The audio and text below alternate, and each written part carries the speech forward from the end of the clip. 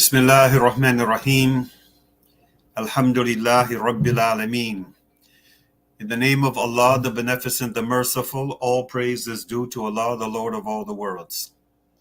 Assalamu alaikum wa rahmatullahi wa barakatuh. We welcome our friends in South Africa, the United States, and around the world to this week's edition of A Conversation with El-Hajj Mauri Saalakhan. I'm pleased to be your host, coming to you once again through the Salam Media platform out of Johannesburg, South Africa. Salam Media is an online portal for humanitarian journalism. We don't just report the news, we advise you on what you can do about it.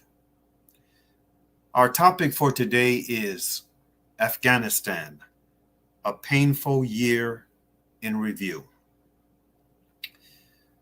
My initial plan was to begin today's broadcast with the first installment of a three-part special report from The Hill, the foremost political website in the United States, reportedly favored by the White House and leading lawmakers on Capitol Hill. The series is titled Here, There, Everywhere. It tells the story of life after last year's evacuation through the eyes of Afghan refugees in the United States, Afghans who have been unable to escape their home country, and Afghan refugees scattered across the globe. Part one of the series is subtitled 1 Year On. Refugees from Afghanistan find shelter but little security in the U.S. Part two is subtitled No Way Out. Afghan allies hiding from Taliban hit dead ends in their quest to reach the U.S. And then part three is subtitled Can't Go Home, Can't Enter the U.S.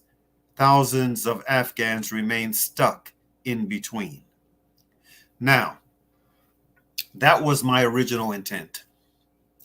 To begin the broadcast by sharing one of the reports from this three-part series, but that plan has changed. Instead, I want to begin today's broadcast by sharing a summary of a valuable conversation I recently had with one of my Afghan American brothers, a good brother, a committed Muslim and successful business and community leader. He and I have known each other for well over a decade, and the brother has been supportive of our humble human rights work over the years. Alhamdulillah, may Allah Ta'ala bless him for it. Before I share this thought-provoking summary, let's take a brief walk down memory lane. Let's see that first piece of video, my brother Sadiq.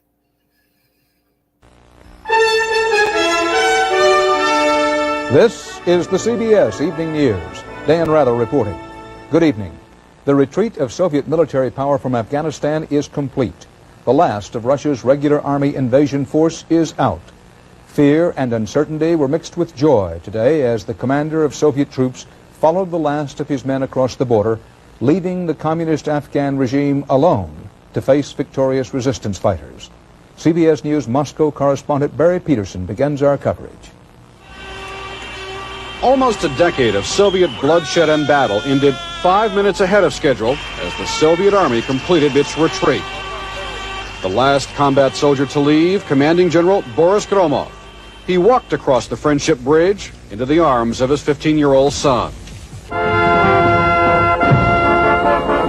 There was hoopla and ceremony at the border and blunt criticism in the Communist Party newspaper Pravda for ever getting involved.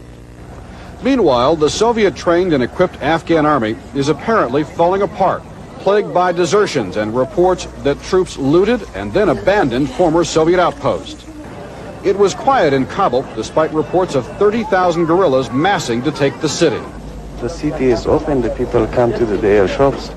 As chronic shortages continue, the Soviets called for an immediate ceasefire and offered to stop shipping weapons to the government if the U.S. will stop supplying the Mujahideen guerrillas. It's a deal the Americans have refused before. Many Soviets believe the city will fall, and with it, the Marxist government. But as the Soviet commander said today, I'm not looking back. Barry Peterson, CBS News, Moscow. According to the latest intelligence reports, there are still several hundred Soviet military personnel inside Afghanistan, left behind to protect Soviet civilians. But U.S. officials view that as a technicality. The Soviets have said their long goodbye and done what was once all but inconceivable. I think at the time of the Soviet invasion, there was this general assumption that once the Soviet invade a country, they cannot be defeated, they cannot be forced out. The ferocity and skill of the Mujahideen combined with the rise of Mikhail Gorbachev to produce a watershed event. The Soviets lost on the battlefield, and Gorbachev saw that they were losing, saw that the war was unwinnable, and then, as a sort of a sidebar, he knew it was too expensive, both politically and financially. The American-made Stinger anti-aircraft missile is credited with turning the tide of battle. Armed with the Stinger, the Mujahideen neutralized Soviet air power. At first, the U.S. Army did not want to give them Stingers for fear of losing one of its state-of-the-art weapons to the Soviets. But then one of history's little ironies intervened. Word that a Soviet spy in Greece had already gotten his hands on the technology. If it hadn't been for that story, maybe we couldn't have gotten the consent of the army to give the Stingers to the Mujahideen. So actually you have a spy having spied against us helping the course of history. The Stinger was more than just a weapon. Providing the Mujahideen with frontline American equipment was proof positive of U.S. commitment to the rebel cause. The Soviets must have come to a judgment that if we provided them with the Stingers, there was a lot of other things that we could do that we hadn't done, and that now we probably would do. U.S. support for the rebels totaled hundreds of millions of dollars, one of the largest covert operations ever run by the CIA. So large it could not be kept secret. But this was one covert operation that could stand public scrutiny. One more reason the Soviets were forced to cut their losses. David Martin, CBS News, The Pentagon. Yes, indeed. It is really something how history repeats itself. A wise man once said, those who cannot remember the past are condemned to repeat it. But I digress. On August 17th, I sat down with my Afghan American brother, who will remain anonymous. We sat in his office for some very insightful, about an hour-long conversation. Clearly, the first year of Taliban rule represents another level of struggle for the Afghan people. But the question of who's primarily responsible for this heightened struggle is a question I originally wanted to explore with a panel of Afghan thought leaders representing different points of view.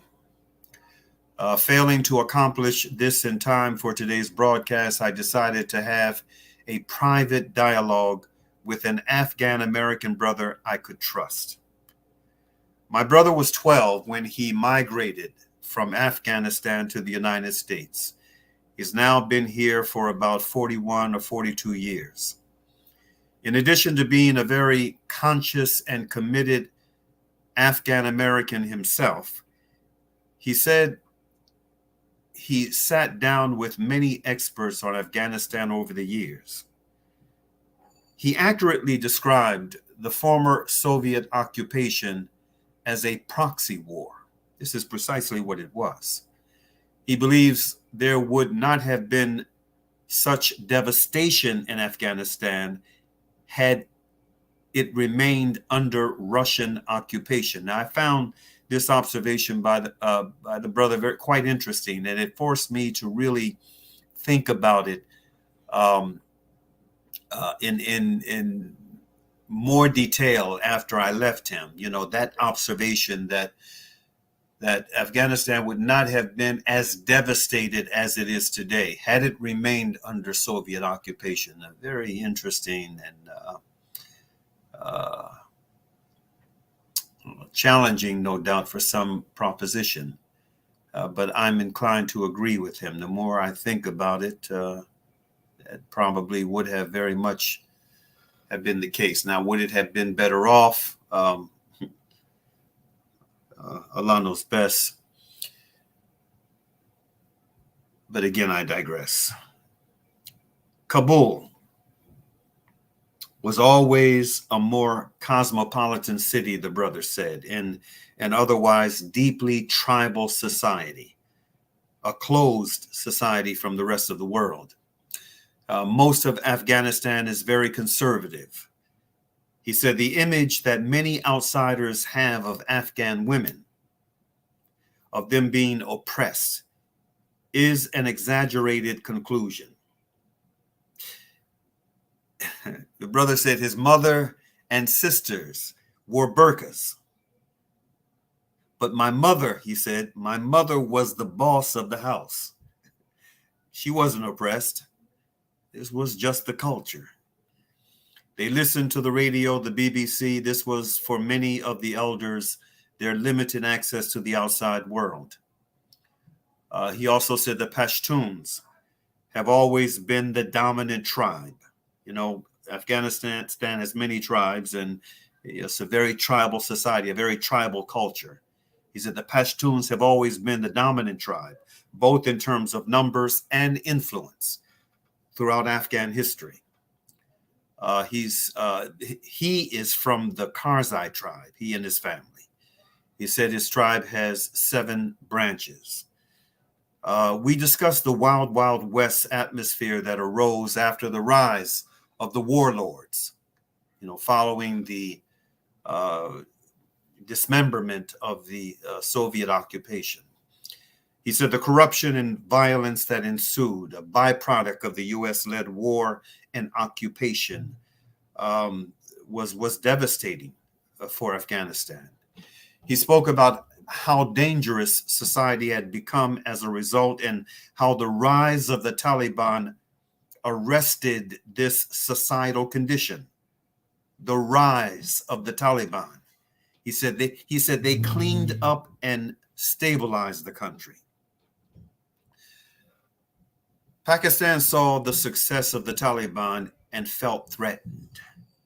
This was during the Musharraf era. He said he and the ISI played a double game. They wanted the Taliban to fail, and the war ended up being greatly facilitated from Pakistan territory, the subsequent war that was engineered by the United States. He spoke about the huge number of families from certain provinces that lost relatives during the U.S.-imposed war. In some villages, every family had someone who had been killed. Men, women, and children were victims. He said education is not a Taliban priority, generally speaking, because they view the educated elites as being responsible for selling Afghanistan, first to the Russians or the former Soviet Union, and then later to the Americans. He visited Afghanistan this past Ramadan. In Kabul, in a few small villages he visited, he did not see the widespread misery, i.e. the starvation and other forms of deprivation being spoken about now. He had no fear for his physical security during his travels in the country. He encountered Taliban who were decent, simple people. The most materially developed and multicultural part of Afghanistan is Kabul. Every tribe is represented in that city. He described it as being about the size of Fairfax County, Virginia, or Denver, Colorado. From what he witnessed, there was a general amnesty that was honored by the Taliban. He said the previous regime killed a lot of people in certain provinces, like Helmand province, but the amnesty issued by the Taliban held. He doesn't agree with everything the Taliban represents. Many, he said, are unsophisticated and stubborn. There are two main Taliban groups. He said the Kandahar group and the Haqqani group. The latter, he said, the Haqqani group is supported by the ISI in Pakistan. They are the ones who don't favor girls' schools. Regarding outside agitative influences, you have the India and Iranian factors in certain areas of the country, he noted. And then you have the West in the shadows, constantly stirring up divisions. He made this observation that I want to share verbatim. He said, the Taliban belongs to Afghanistan, and Afghanistan is their country. While he doesn't agree with everything the Taliban does, he respects their integrity and sincerity. When you see them, he said, you're going to walk the straight line. He said, this aura, this influence, what some Muslims would call himma, is what Allah subhanahu wa ta'ala gave them. Now, it has long been my view that the U.S. imposed war on Afghanistan was based on lies and geopolitical manipulations. I believe after, my conversation with the brother that both he and I are on the same page in holding this view. Now, with that being said, I want us to show a second piece of video that is really heavy on the heart.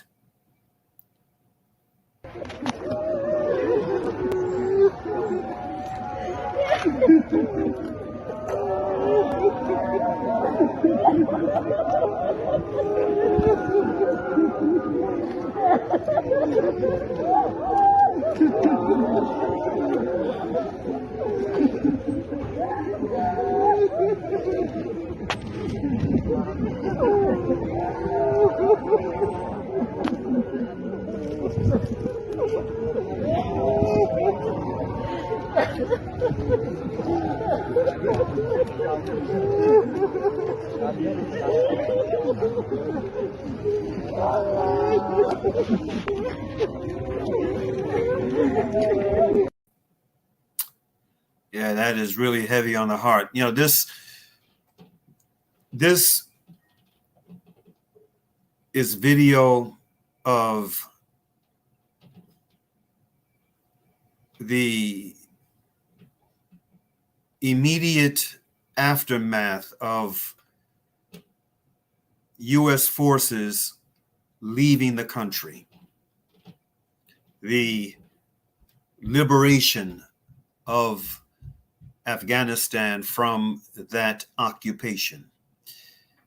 These Afghan brothers and sisters, you heard, were crying tears of joy and gratitude for the liberation of their land.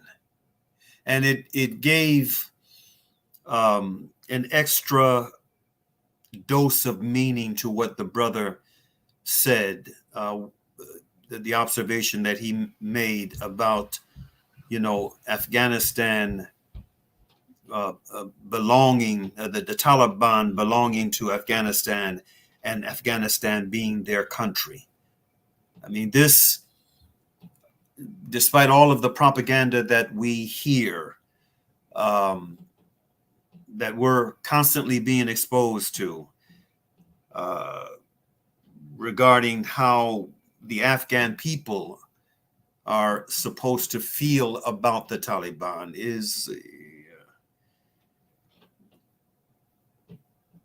it's quite untrue. It's fundamentally untrue. The vast majority of people are supportive of the Taliban. The vast majority of Afghans are supportive of the Taliban. The country has been more stable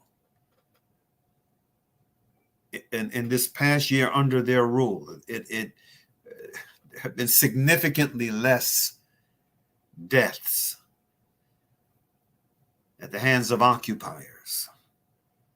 There have been significantly less deaths, period, across the board. And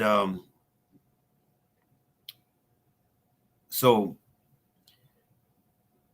I think it's important for us, those of us who are really about truth and about justice and about wanting for others what we want for ourselves when it comes to issues of freedom, self-determination.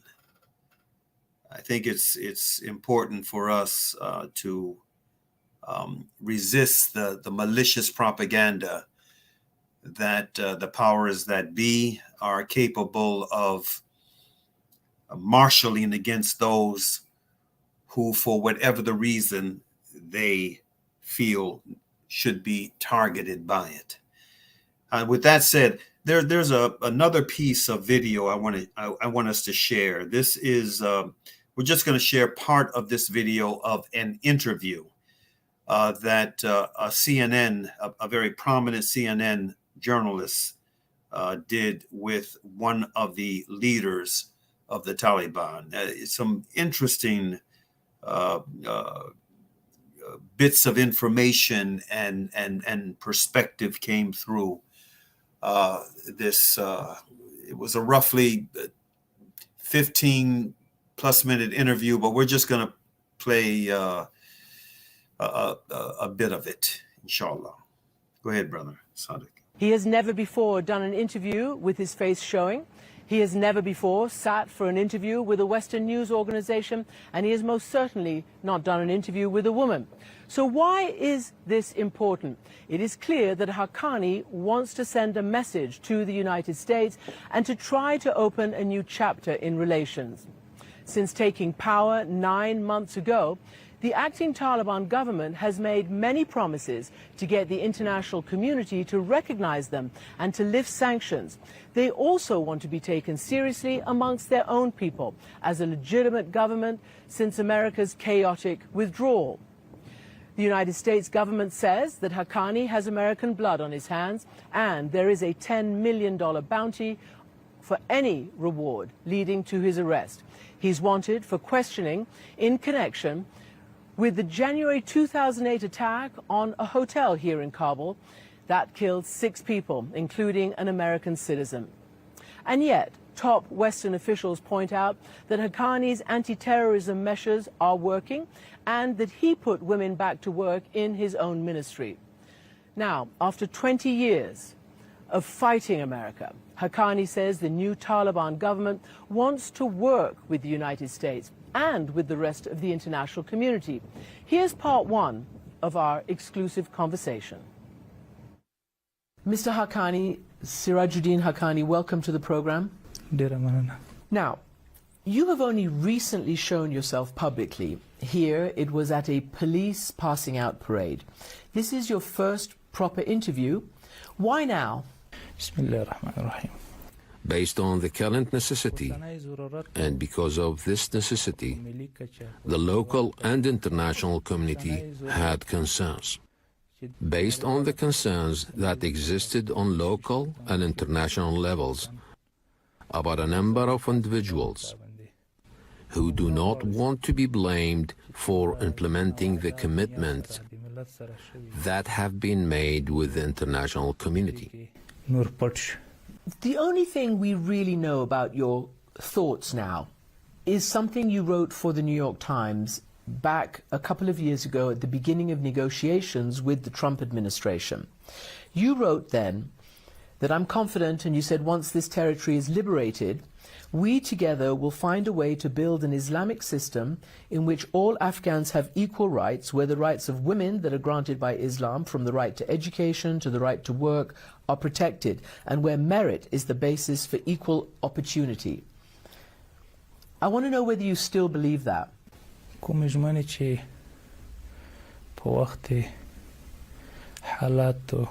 The commitments that have been made. The situation at the time was a situation of war. The opposing parties have provided a very bad picture and definition of our administration. We wanted to take over the government by peaceful means, and the former government with the assistance of some other circles, sabotaged our particular plan or program. The transfer of power under military conditions. Currently, there are a large amount of rumors and hearsay. And for this reason, a strong decision is underway so that we can implement the commitments that have been made by us within an environment of trust, so that we can implement those commitments.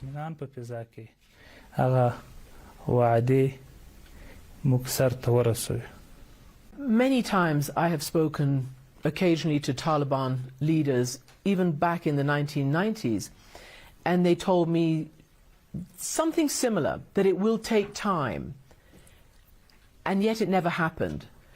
Do you believe that young girls, secondary school girls, will be allowed to go to school here in Afghanistan?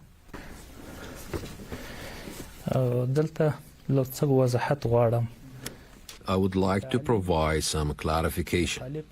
There is no one who opposes education for women, and already girls are allowed to go to school up to grade 6, and above that grade. The work is continuing on a mechanism. You may have heard that this is not opposed at the level of leadership or the cabinet, but the issue has been postponed until further notice. In the declaration provided by the Ministry of Education, there were some shortcomings within the preparation that were ongoing. Work is ongoing on those issues. Through this interview and news channel, I am assuring that there is no one opposed to education.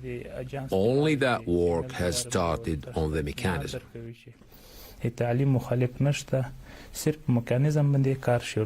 Could you tell us when you think that will happen? I know there has been a big meeting in Kandahar with your supreme leader, Mr. Akhundzadeh. Can you tell me whether any decisions were made over this past few days? What I am saying to you is that very soon you will hear very good news about this issue, God willing. We will specify the time. On the arrangement that has been provided by the leadership, work is ongoing on that, and you will hear very good news soon. Can I ask you, I don't know whether you have any daughters, but do you favor your daughters going to secondary school?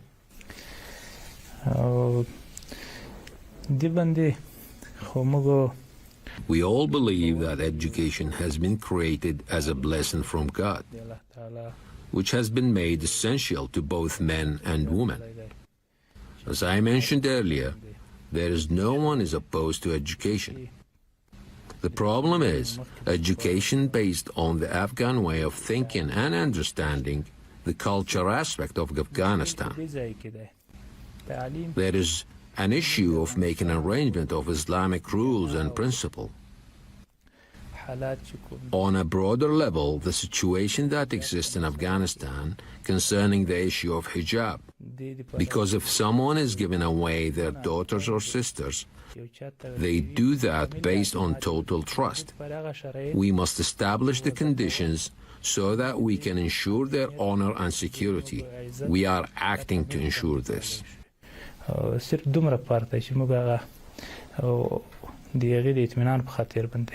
going to come back to this in a minute, but first I want to ask you about the United States, because many people in the United States are obviously interested. Now, you have signs and slogans that I've seen painted on the walls, some of them touting defeating the United States. Some of them say that you are by the people, of the people. About America, do you consider America still to be your enemy?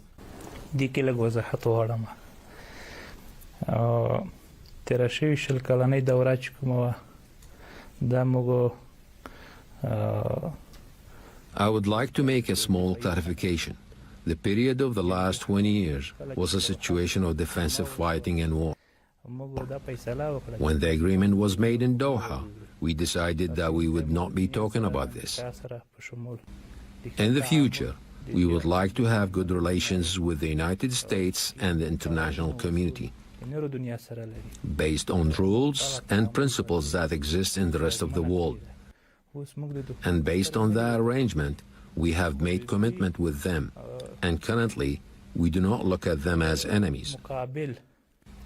But based on their conduct, the Afghans have reservations about their intentions. From our side, the freedom of the country and struggling for the country's defense is a legitimate right, in accordance with the international rules. Currently, we do not look at them as enemies, and we have time and again spoken about diplomacy. We are committed to the Doha Agreement. Like the rest of the world, we want relations with them based on principles and diplomatic norms that they establish with us, and that they don't go back on that.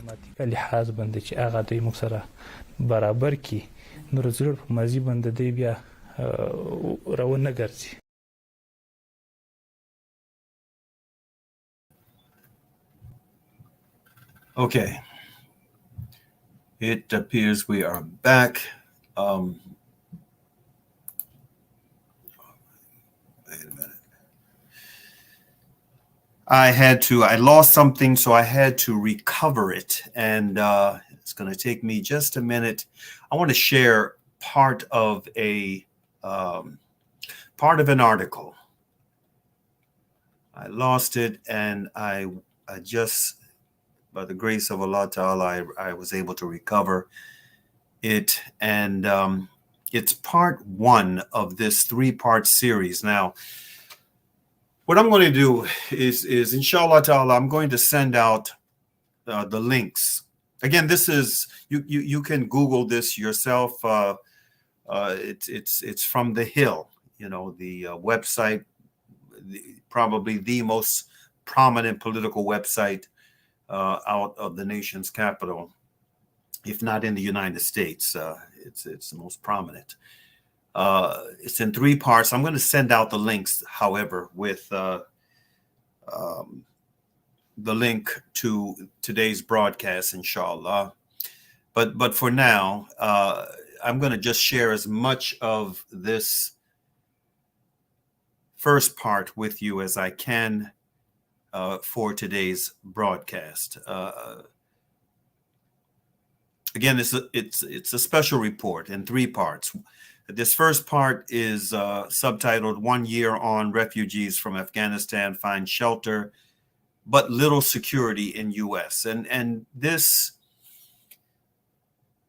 provides a look into the consequences of becoming embroiled in these types of politics.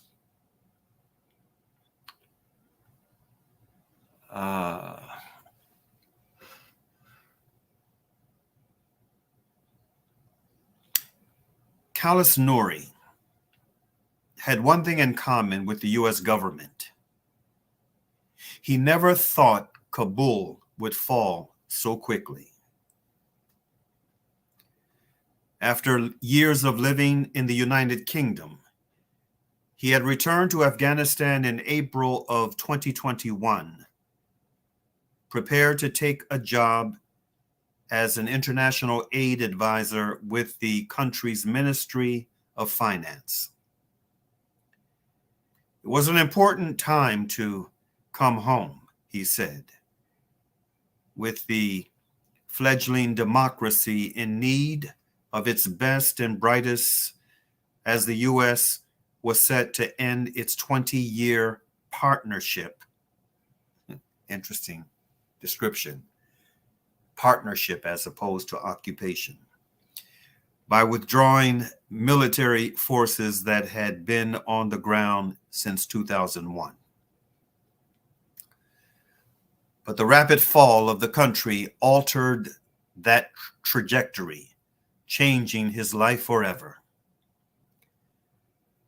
He said, there were opportunities for me to grow and build a career for myself because I studied for over 10 years just to return back to Afghanistan and do something and be a part of that, he told The Hill.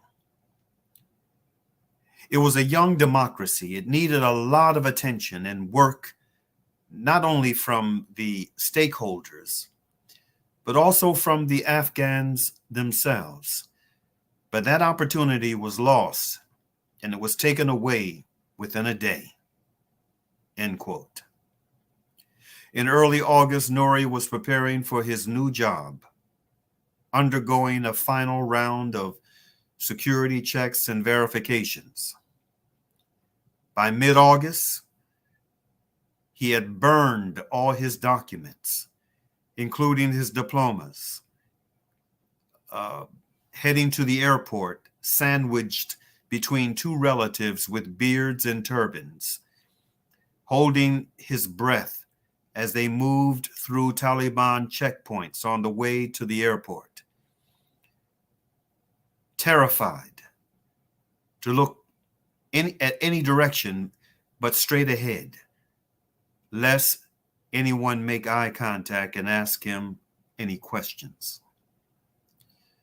Khalis is just one of roughly 85,000 Afghans who made it to the U.S. this year after they fled the country as the Taliban barreled across Afghanistan, capturing city after city until Kabul fell on August 15th. And again, the reason why they face very little resistance is because they had the overwhelming support, from what I have heard and from what I have read from reliable sources, of the common everyday Afghan citizen outside of Kabul.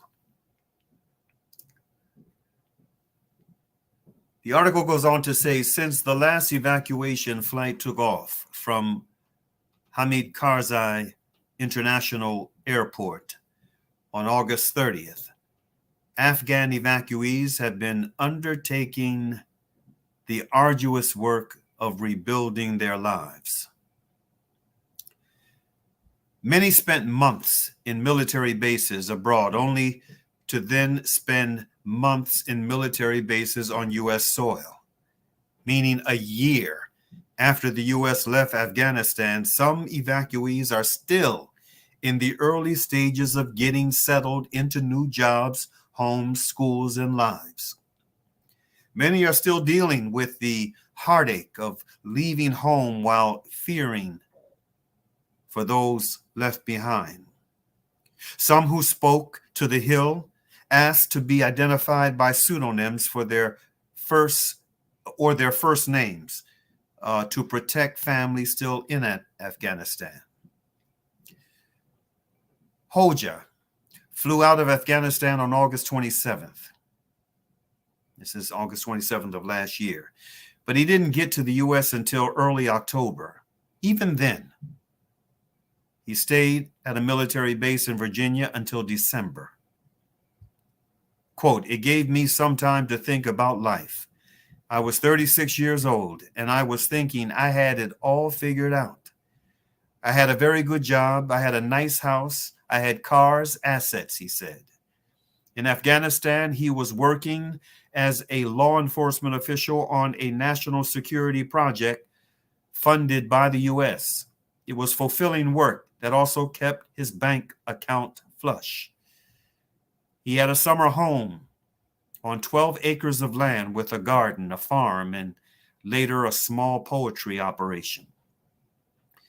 It was peaceful by our little standards. I had invested a lot. I wouldn't give it up for nothing, he said. As soon as his life became threatened, all those amenities, all those luxuries felt meaningless. That's what happened to me, honestly speaking. I ran away. I left everything behind. That's what I did. And then in September, when I was in Germany, in Ramstein Air Base, I was just waiting on some volunteer organizations to get a pair of shoes. That was when I recognized how fragile life really is. That it takes only one shock for you to start all over again, Hoja said. Other evacuees were focused on getting to larger cities closer to family, but Hoja knew getting housing would be a major challenge. So he told the resettlement agencies he had no preference of where to go. They said, "You're going to Maine." I said, "Thank you very much." It's a good fit for him. He just wanted a safe place to raise his 5 children after a month of the family of 7 sharing one hotel room. They got permanent housing. And on the last day of May, he started a job. Their life in the U.S., he says, has just come together in the last month or so. His goals now are modest. He just wants to work and support his family. His dreams are for his children. I think I partially reached my personal goals in an absolutely difficult environment, he said. But I think that my kids, my goal is to support them so that they reach their full potential, that they should be able to be what they want to be.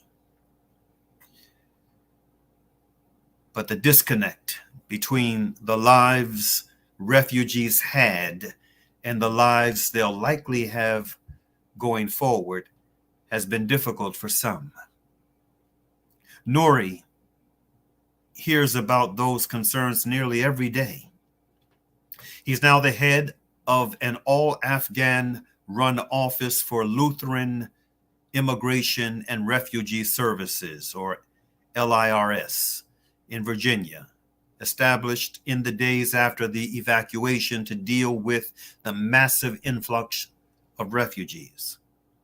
To him, it's clear that many Afghan evacuees have never been able to fully get out of survival mode. They are struggling with everything.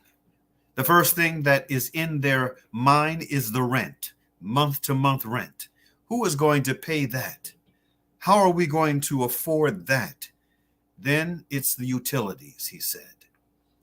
Some evacuees have struggled to make sense of a different America than the one they were expecting. For all its wealth and its reputation as a nation of immigrants, they are finding that the U.S. offers few social services to new arrivals and often on a limited budget, expecting them to sprint to self-sufficiency. Aid, like food stamps, will continue, but many of the services offered by resettlement agencies last only a few months. Federal funding to help new arrivals ends after just 3 months, and some grant funding keeps services like job placement going for a few more. But few of the services offered by resettlement agencies go beyond evacuees' first year in the country. Several evacuees told The Hill they were shocked when they arrived to learn how fleeting the assistance would be, and that there is no special aid just for Afghans. Some 40% of Afghan evacuees are considered vocational workers who came to the U.S. with little English, a factor compounding the difficulty of their job searches, according to a survey organized by LIRS, which has settled a significant number of evacuees. And for the 20% or so who are considered highly skilled workers, the adjustment can be difficult. Many are distraught to learn credentials they spent years studying to earn in medicine and engineering aren't valid here, and that going back to school to replicate them would mean assuming thousands in debt. Mohibullah was a high-ranking government official in Afghanistan who worked on a variety of national security policies. Now he's determined to get a PhD. There were civil activists and human rights activists. So now they lost their career. They cannot be satisfied with a job, with an income. They want to continue their goals.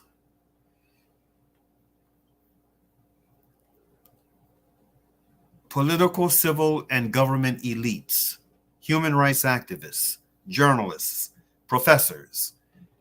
They came here and now they have to work with Amazon, or they have to work with Lyft and taxi driving, he added. It's something, he says, means swimming against our genes, our soul, our heart.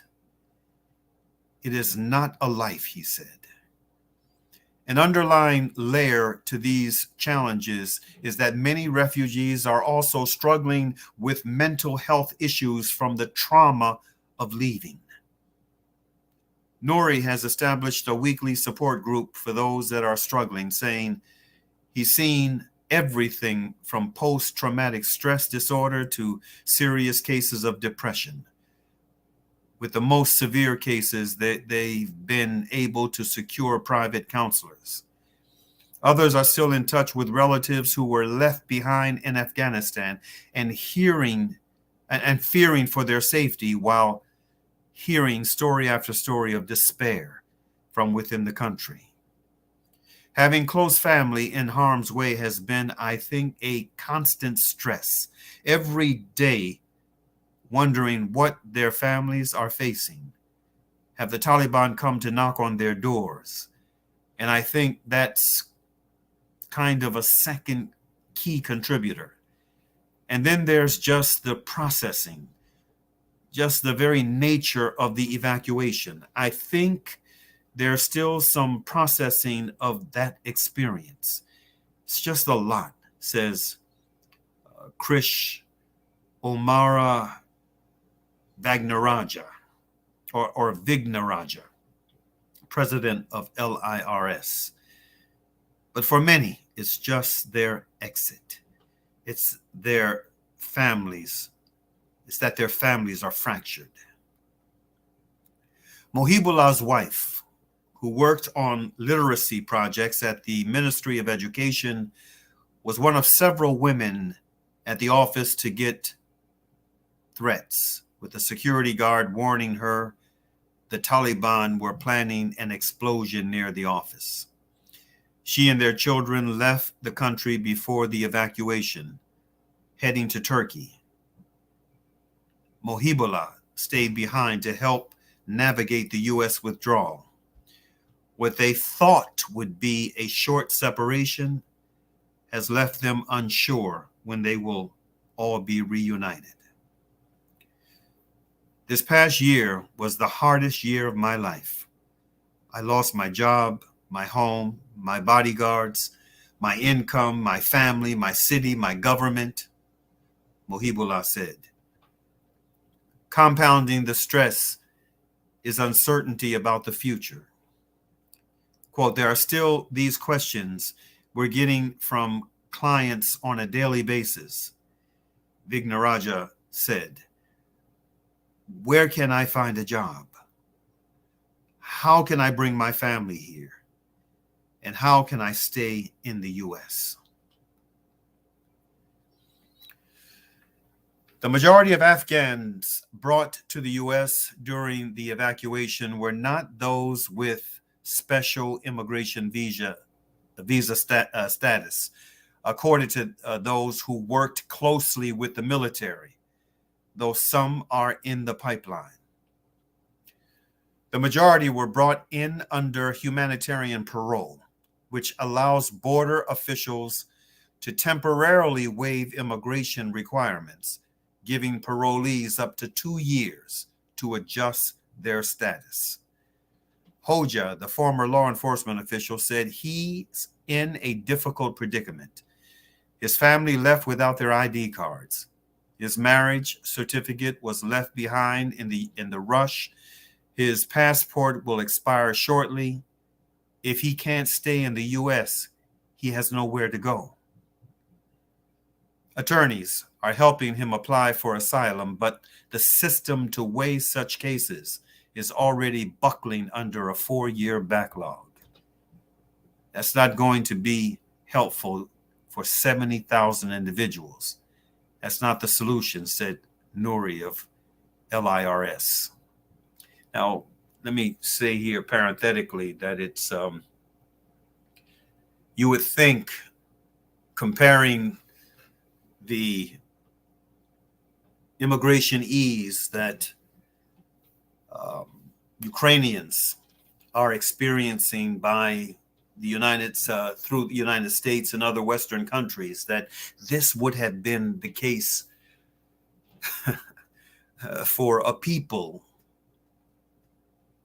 that were brutally occupied for over 20 years by the West, led by the United States. So you would think. Getting back to the article. Immigration and veteran advocacy groups have been pushing for the Afghan Adjustment Act as soon as the evacuation was underway, fighting for a bill that would give every Afghan who left in the U.S. evacuation a pathway to citizenship, essentially during their immigration essentially curing their immigration headaches. The U.S. has passed similar bills in the wake of other large-scale evacuations, like those at the end of the Vietnam War. But it wasn't formally introduced in Congress until earlier this month, and even with a bipartisan group of sponsors, it's not clear when or if it will come to the floor for a vote. That's what friends are for. I think most people don't realize the majority of these families don't have any certainty about whether they can stay in the U.S. Because of their tenuous legal status, there is just so much stress and anxiety about whether they can set down roots here. There are exceedingly few legal options, and none of them are particularly promising or efficient, Vignaraja said. It's just important that Congress fulfill this promise, because otherwise it sends a terrible message to our new Afghan neighbors, essentially saying, don't get comfortable here because this isn't your home, end quote. It's worrying for Hoja, who would stand to benefit greatly from such legislation. The future is very ambiguous, he said, and we don't know what will come of us. Nouri said he's been ignoring that reality for himself as well, too, because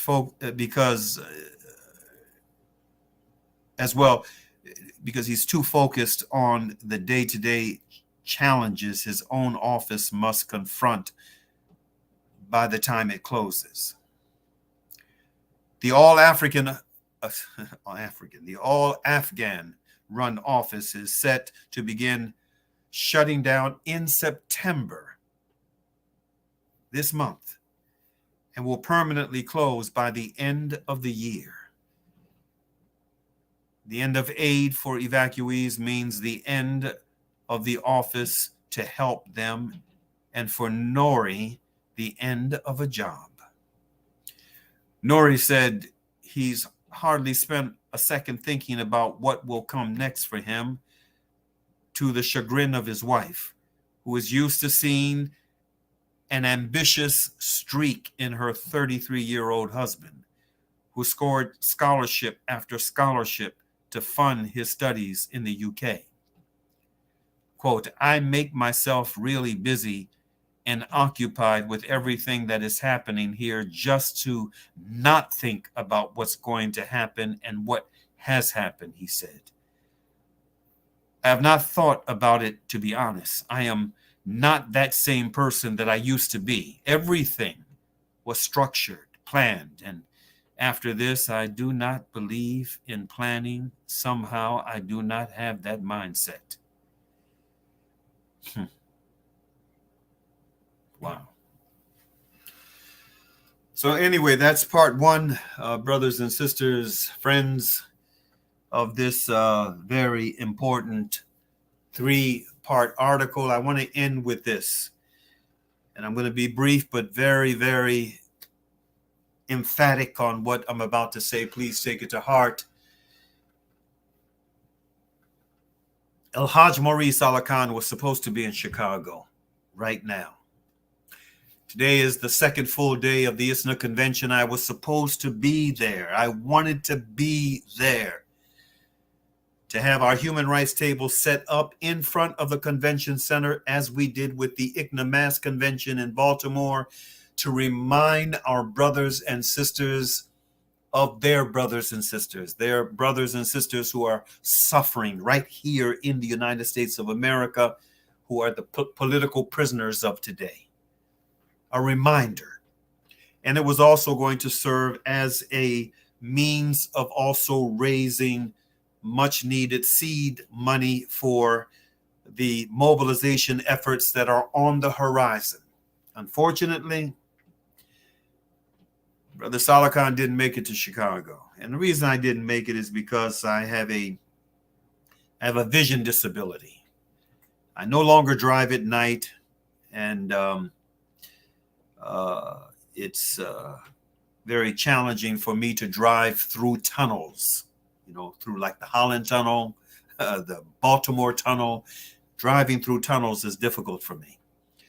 And so, the long distance driving that I've done for years and years and years, only Allah knows how many, probably a few million miles I put on the road over the past almost 4 decades of doing this work.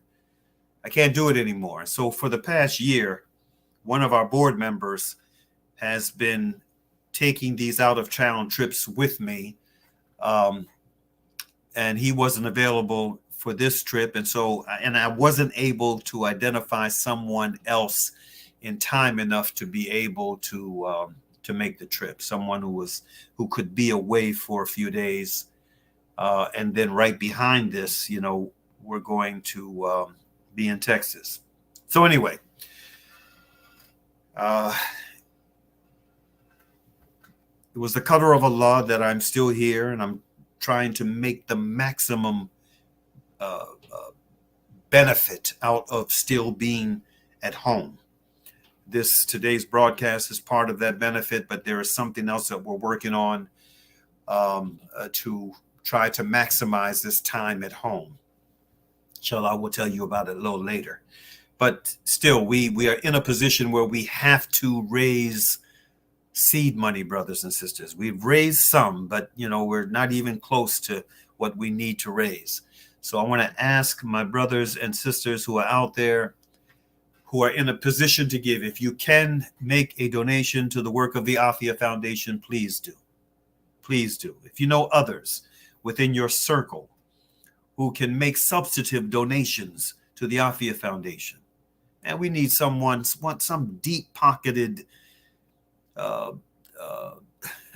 sports figure or businessman or woman, with deep pockets and big hearts, to give us a grant. I mean, many other of the other organizations out there, they get grants, large grants all the time. I just read where this individual who is way up in age gave an insane gift to an organization, a conservative organization that he believes in, an organization that has been, I guess they say the primary organization that has successfully put a number of conservatives on the federal benches around the country and on the Supreme Court, gave that organization an insane amount of money.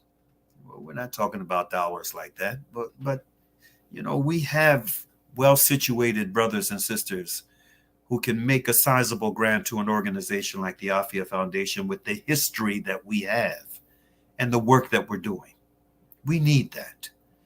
But between now and finding that special person to give us that type of grant that would enable us to do far more than what we've been doing, bring on more people into the fold, and really begin a training course for young Muslims and non-Muslims who want to work, want to learn the human rights ropes from an organization like ours.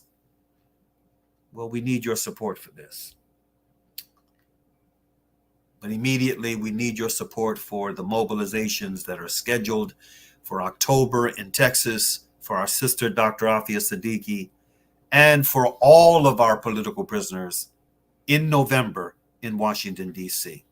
So I'll end on that note. Please, if you're in a position to help, go to www.afia.org and access the PayPal account, or if you want to send a check or money order via mail, there's an address on our website you can send it to. We need your support. Money is ammunition, fi sabilillah, for this blessed work. So with that, may Allah Ta'ala bless the rest of your day. Peace be unto you. Assalamu alaikum.